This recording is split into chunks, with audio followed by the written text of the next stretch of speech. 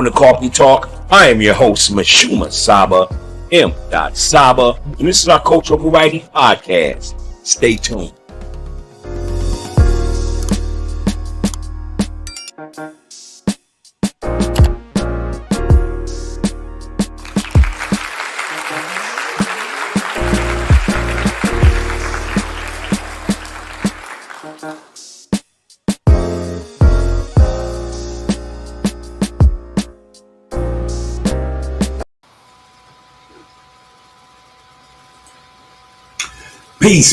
Peace, and welcome to Coffee Talk Podcast, Thursday Night Sports.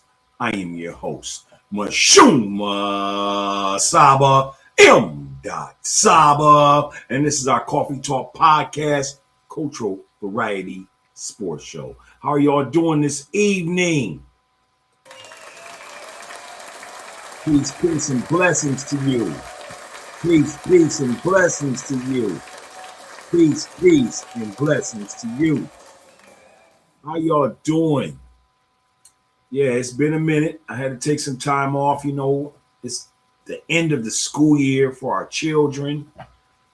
We are prepping for summer activities as well as summer studies for our kids, for ourselves, you know, and steady building. So I've been away a little bit.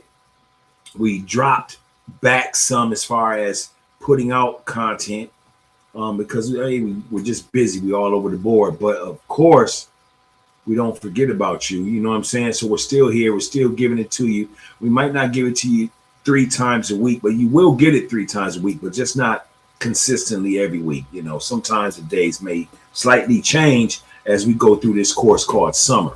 One of the reasons is because it's summertime. We're out doing a lot, and we're still trying to make sure that we get the content to you. So I'm just happy that you're still here. You still ride with us. And we want to just make sure we're bringing you the great content. Again, we do appear 3 times a week. And, you know, and if we miss that week, it may be for several different reasons. But what I like to say is, if you want to know our timeline is typically Sundays and Mondays, which we call Cultural Studies Night. Here we like to give props to our people, our culture. We like to provide positive storylines. We love to give props to our poets, our authors, our doctors, our lawyers, our scholars, our celebrity friends, our ancestors. So that's what we do on Sundays or Mondays nights, which we call Cultural Studies Night. And of course, we definitely read, you know what I mean? Coffee Talk Podcast is big on literature. We're big on assisting with improving the reading ratings out there for our children. We want to make sure that we help participate in creating conscious thinkers out there and critical thinkers out there, you know, and active readership. On Wednesdays, but tonight is Thursday, of course. Again, some days we may switch a day, but typically Wednesdays is our sports night. Yeah, that's right, our sports night. And we're not like your typical sports show. We don't really care about who won, who lost a game. But what we love to do is bring you the different intricacies that's going on in the world of sports when it comes to our people. And then on Friday, Saturday nights, alternate weekends, we love to give you what we call Grown Folk Social Hour. And what is Grown Folk Social Hour? It's just when you can come together and just lower your hair, you know what I mean? Take your hat off, relax, kick your feet up, sip on some flavor, whatever that may be, and enjoy yourself with some good humor, laughter, some adult humor, jokes, conversation, guests. So that's what we do on Friday, Saturday nights. You know what I mean? So I do apologize that we haven't been consistent this last month or so because taking care of family obligations and things like that. But we are here tonight. It's Thursday Night Sports. I'm happy to be here. I'm happy that y'all's tuning in.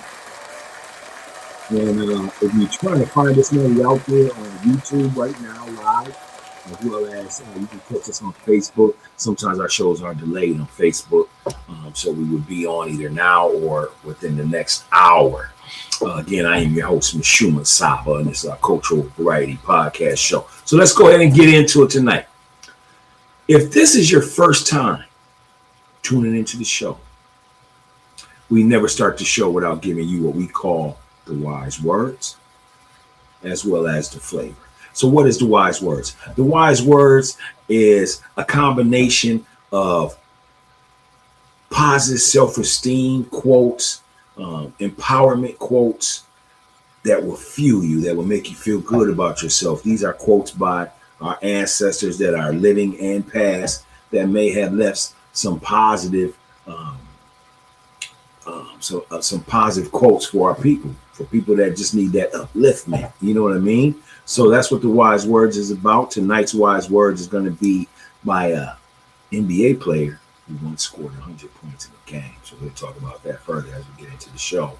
Also, we love to bring you what we call the flavor. So what is the flavor? The flavor is just the essence of us. It's like hot coffee. The flavor is anything that you sipping on right now. You know what I mean? That can be some water, some wine, a smoothie, a latte, a beer, hot cocoa, whatever you doing. You know what I'm saying? But with your flavor, make sure that you come on into our humble home, kick your feet up, and enjoy yourself here at Coffee Talk Podcast. So let's go ahead and start. Tonight we got three great little short episodes for you. We're going to talk about the Madden, NFL Madden, PlayStation video game, the cover. We're also going to talk about and give and pay homage to athlete, superstar Dave Winfield, baseball player. And we also want to give you a short story tonight. All right. So again, we are happy to be here. Let's go ahead and dive on in.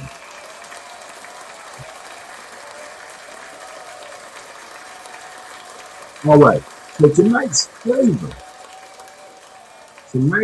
flavor is lemon black tea. Why lemon black tea? Because these are the 6 benefits that help with your enjoyment of lemon black tea. Number 1, lemon black tea stimulates the brain and the nervous system. Number 2, lemon black tea assists with building healthy bones.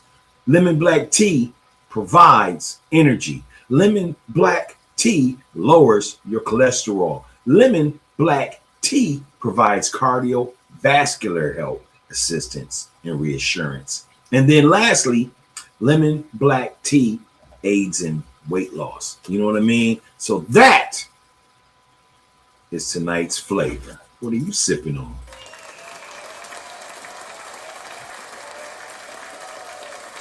All right. Let's go ahead and dive right into the wise words. Tonight's wise words is from a basketball player, man, that was 7'1". He's out of Philadelphia, PA. His career average was 30 points, 22 rebounds, 4 assists. Yeah, this man is the truth. Known as one of the top, arguably one of the top 10 basketball players in NBA history. He was born August 21st, 1936. And he moved on to the Essence. He went through the Essence October 12th, 1999. He is a 2-time champion that won championships in 1967 as well as 1972. People call him Wilt the Stilt. Tonight's wise words are from no other than Wilt Chamberlain.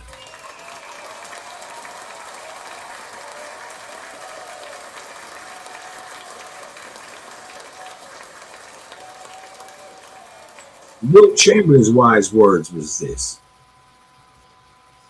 Wilt Chamberlain stated, "Everything is habit forming. So make sure what you do is what you want to be doing." I'm going to say that one more time.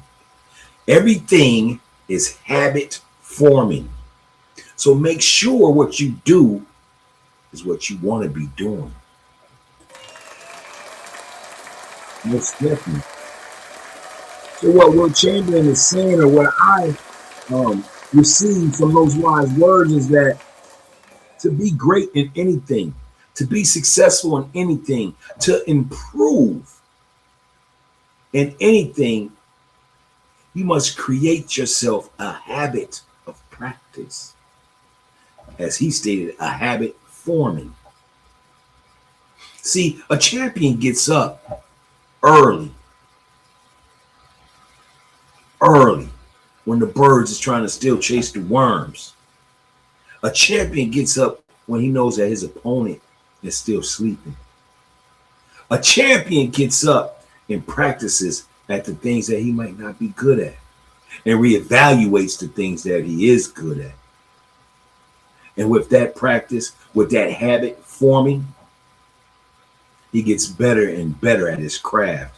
Ask the late, great Kobe Bryant, the Mamba. Ask Michael Jordan. Ask Allen Iverson, Magic Johnson, Kareem Abdul-Jabbar, Carmelo Anthony, Wilt Chamberlain, just to name a few champions. And I'm not talking about just winning a ring, because I know Carmelo Anthony didn't win an NBA ring, but he has several gold medals. He's an Olympic champion, NCAA basketball champion as a freshman, etc., etc. So when you think about people that want to get better in the sport or get better in the classroom, you have to put the work in. You have to put the study in. Even when people are trying to persuade you, procrastinate you, even when you feel like you want to give up. Don't give up. Get better. So that's tonight's wise words by Wilt Chamberlain, two-time NBA champion. 30 points, 22 rebounds, 4 assists as a career. A man that once scored 100 points in one game. Tonight, we salute Wilt Chamberlain.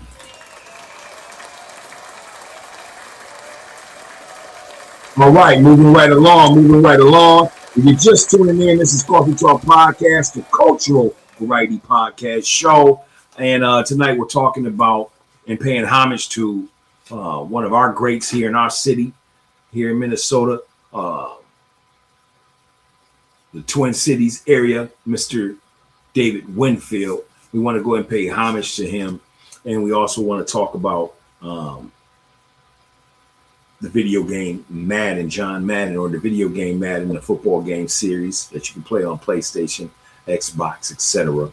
And we want to just talk about the cover, the covers of the game. What I mean by cover is that each year, if you're a true Madden fan, you know that they put a different athlete on the cover of the video game. And this year's 2027th participant is Caleb Williams, number 18, quarterback for the Chicago Bears. So that's what we want to talk about tonight.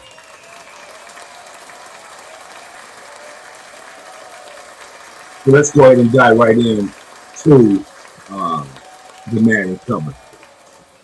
All right, so have you all seen the Madden cover? This year's Madden? I believe it's on sale now. If it's not, you can go ahead and go to your local stores. Your local video stores and sign up to get the video game 5 days early before its release. You can go to such places as GameStop, or I don't even know if GameStop's around, but I think it is in certain areas. Or you can go to Target, or you can just go online and order your video game. You know what I mean? Or any other outlet, retail outlet that sells the video game. However, 2027 Madden cover happens to have Caleb Williams. Now, I'm going to go into that for a minute, and we're going to talk about my thoughts regarding the cover letter. Well, not the cover letter, but the cover. I keep saying cover letter or thinking it, but I'm talking about the cover, the Madden cover. Before we get into it, I want to name the last 5 just so we can create this picture of the last 5 athletes that were on the Madden cover. So back in 22-23 season, we had Tom Brady and Patrick Mahomes. They shared the cover of Madden.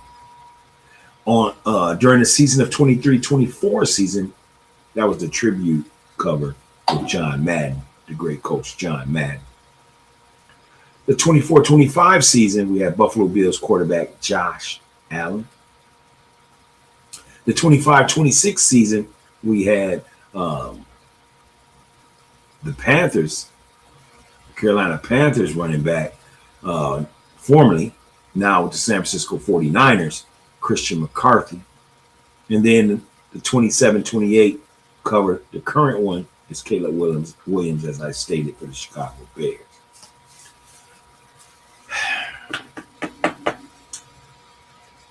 People used to say, and some still believe this crazy little saying or whatever, I don't believe it. A lot of people don't believe it, but people used to say, if you go on the Madden cover, you're going to have a bad season,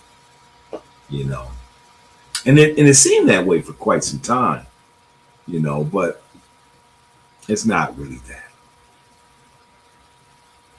However, I'm not too happy about this year's cover. And why? Have you seen the cover? Well, the cover has, and I'm just going to show you if you can see through the camera here, and it'll be on my microphone. But it has Caleb Williams like this. Almost like he's hugging his chest, right? Nothing wrong with that. But it's insinuating and it's showing his fingernails painted. And I was thinking to myself when I saw this, we're talking about football. We're talking about a gladiator sport. We're talking about 50 years of NFL football. The pain, the agony, the blood, the sweat, the tears. The sport, all the way down to Pee Wee football. And I have a hard time with this new thing of boys painting their nails. No, I'm not bashing anybody.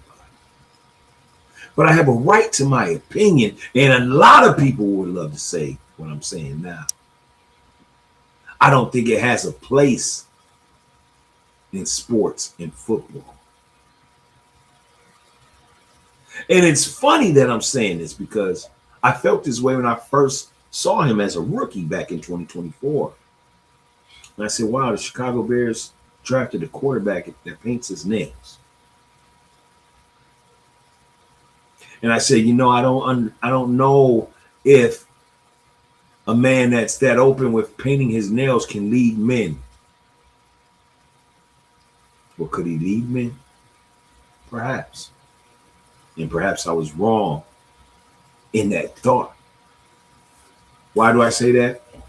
Because technically in 2025, Caleb Williams threw for 3,942 yards passing, 27 touchdowns, 7 interceptions for a Chicago Bears team that finished 11-6, that won the NFC North title. That's all good. That's all great. So I noticed during that Chicago Bear run, and mind you, I'm not a Chicago Bear fan. I just like to watch the game from time to time. I don't even watch sports like I used to. But I started to pay attention to Caleb Williams when the Chicago Bears went on that 5-6 game winning streak and they finished 11-6 and they won the NFC North title. And I said, you know what? I got to apologize. I got to apologize that I didn't think this kid can carry anybody. Lo and behold, this guy is an athlete. He's a phenomenon at quarterback. Great quarterback. But that does not disregard when I start to think of the intent of these professional sports franchises, leagues, the media. And I do have a problem with them putting Caleb Williams on the Madden cover. And if you see the picture, go check it out for yourselves. It looks like it's highlighted to bring out his fingernails being painted. Me being a black historian, I don't feel happy about that. Why? Because one of our great scholars, Dr. Francis Cress Weston, used to speak about black emasculation. And yes, we have started to see it more and more and more and more since the 90s. I remember in the 90s, if a person wavered whatever way sexually, and I'm not saying that Caleb Williams is one way or the other, I don't know the man. But it was more of a responsibility. It was more of, I don't have to throw it in your face, people. Did some people catch flack with whatever their sexual preference was? Absolutely. People today catch flack with their color or where they live or their weight. So this is something that would go on forever. But I have a problem with the intent, because I do truly believe that men, such as actors, putting on skirts to get certain movie roles, is part of an emasculation project, a depopulation project. Some that may not be critical thinkers may say, well, you know, they're just trying to broaden the fan base. They could be trying to broaden the fan base, all right. But that don't have nothing to do with the intent of making our children, our young men, even our young women, see what should be masculine men with their fingernails painted. I don't jive for that. One of my questions would be, was he painting his nails in high school? Was he painting his nails when he didn't have nothing and he was thinking about what college he wanted to go to? And then when you get to college, did it change then? Or were you drafted into a league and they told you, look, this is what we want to sell? I don't know. That's up to y'all to decide. Ask questions, research. But I don't like the way it looks. I don't like the way it looks. You can be whatever you want to be regarding your sexuality, but I don't feel like that is the place for sports, period. I miss the days when sports was just that. It was a mom and pop's show, basically, a family show, basically, where you could turn on sports and just enjoy the competitiveness of two individuals or two teams. Then it started to get political, going all the way back to Kaepernick. Then we found out some of these leagues started to have contracts with the armed forces and all that. And that started. And then Cap went through his problems just for kneeling, for injustice, to not be one that is emasculated. Then it started to get political, even in the bubble of the NBA, with the Black Lives Matter slogans. And there goes our sports. It never seemed to be the same. Then they decided to bring in the majority of states, legal betting. And it seems like now all of a sudden people are getting arrested. We don't know if refs are blowing calls, if refs are assisting with cheating teams, and we done heard a lot of those accusations in the past. It done made it where the sports is crime ridden or crime filled. It's too open to not being pure anymore. Look at the Damon Jones. Look at the past referees that have been arrested. Look at the current players right now, the Chauncey Billups, that are under investigation or going through their turmoil about allegedly betting on games or being a part of that. But you don't see these big figures, do you? You see us. Why other people just sit back and get rich off our black gold. Black gold meaning that our talent.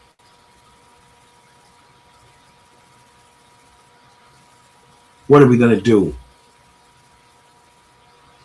We need more people to speak up. And like I said, it's okay for whatever your sexuality be. But the intent, the bombardment, the over progressiveness of here and here, take this, take this, take this, take this, homosexuality, take this, take this. Boys can do whatever they want as long as it's feminine and things like that. It's too much.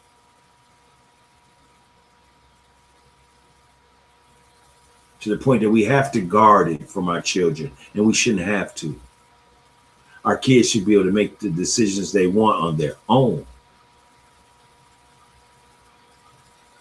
in regards to playing sports. They shouldn't have to feel threatened in a way when it comes to just playing amateur sports, competitive sports. You shouldn't have to sell your soul for an endorsement, to belittle yourself, to emasculate yourself. So go ahead and let me know what your thoughts are about Caleb Williams, his look.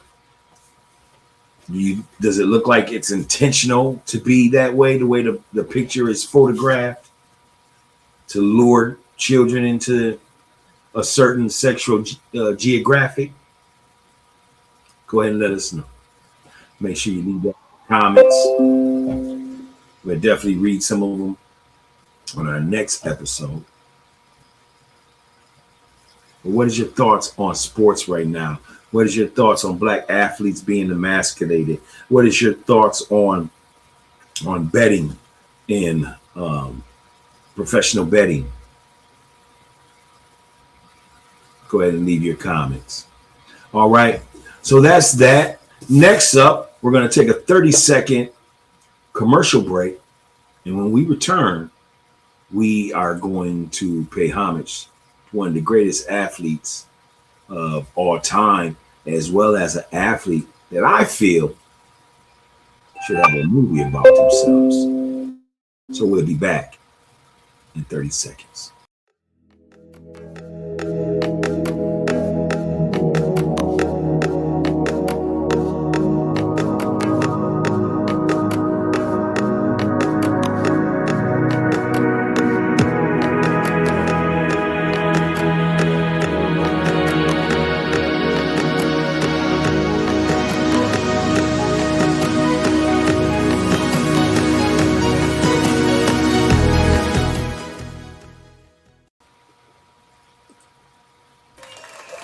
Peace, peace, peace, peace, peace.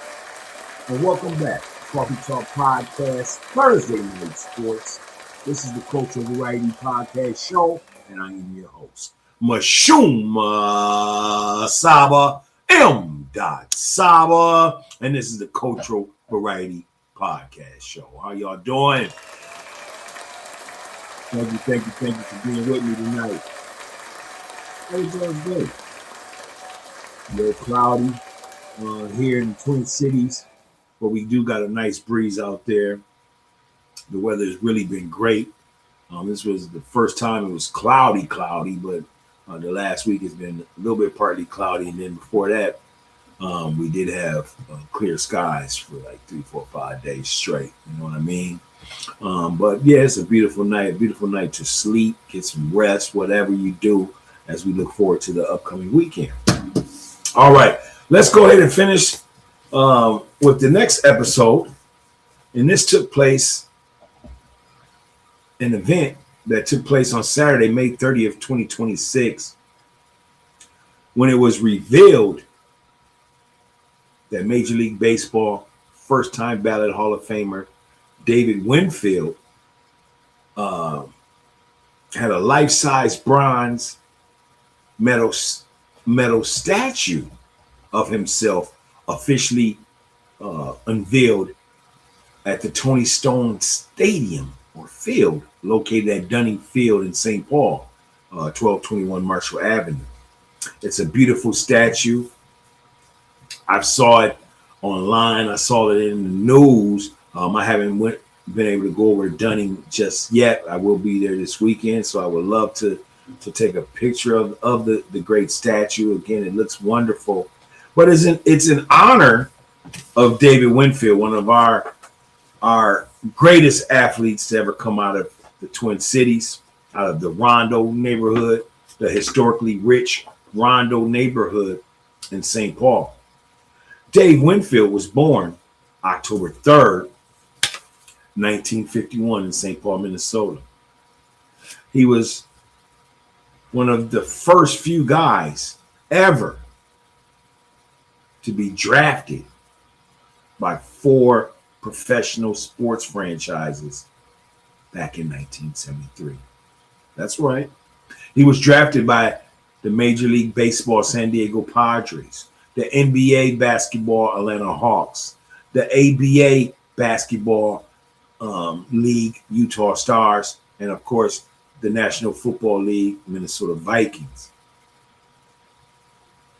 He has a batting average for his career of .283. And yes, he is part of the 3,000 hit club with 3,110 hits, 465 home runs, 12-time All-Star. Tonight, we pay homage to a World Series champion as well, for the Toronto Blue Jays, when he hit the game-winning drive in the 11th inning of the 1992 World Series. Dave Winfield, through his 4 professional teams that drafted him, chose Major League Baseball. And I think he was one of the best choices he could ever make.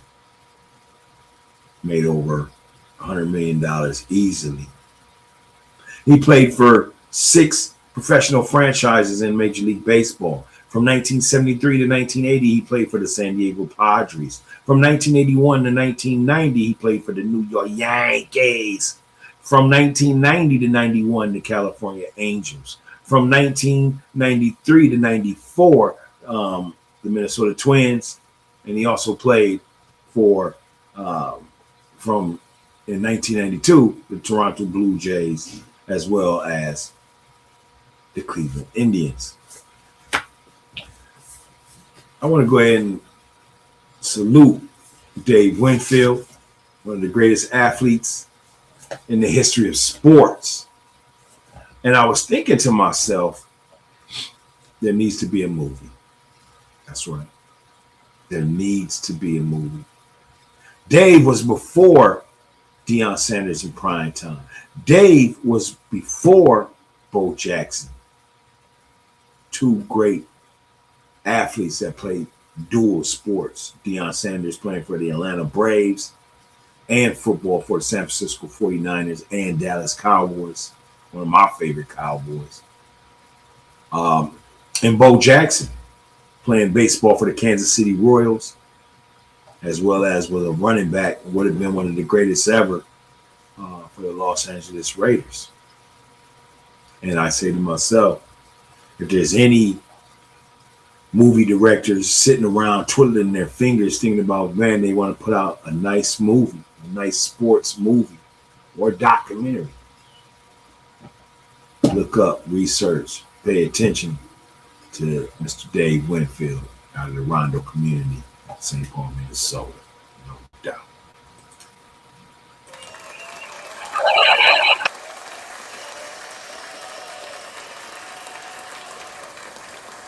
All right. So as we get ready to end our show tonight, you know, and I know here at Coffee Talk Podcast, we love to encourage reading. So tonight we're going to finish our show with a little 3-minute read. This is a good one. And being that it is baseball, we're going to keep it that way. And we're going to talk about a story called the stacking phenomenon. What is the stacking phenomenon when it comes to baseball historically? So the stacking phenomenon from 1960 to 1971, black players were limited on team rosters by position. African Americans were mostly confined to the outfield, first base, or second base. In 1968, black players made up the following proportions of major league positions: 53% of outfielders, 40% of first basemen, 30% of second basemen, 26% of shortstops, 14% of basemen, 12% of catchers, and 9% of pitchers.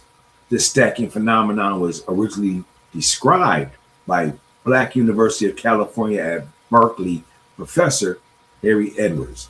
Reasons given for the arrangement were that, number one, blacks were thought of as untrustworthy in the crucial positions of pitcher and catcher. Number two, pitchers and catchers required more pre-major league experience and interaction with coaches, and many black players found it difficult to relate to their white coaches. And number three, inspiring young black players wanted to emulate their heroes and had few non-outfield examples to follow. Distinctions were also made among African Americans when assigning positions. According to the June 1969 issue of Ebony, the skin tone of black players also determined a player's position. It reported that 80% of very light-skinned black players were assigned non-outfield roles. 67.9% of the light brown players, 56.8% of the medium brown players, 53.5% of dark brown players, and 25% of very dark-skinned players. Are y'all kidding me? This is what we had to go through. And you wonder why we combine this, because we wanted to turn our critical thinking up. We want to encourage reading. We want to encourage you knowing your history. And it's a shame that when we look back at all the things that we had to overcome, all the adversity we had to overcome in every sport. But baseball, look at this. And it even happened in football, where they felt for a long period of time that blacks couldn't lead. So they wouldn't allow black quarterbacks.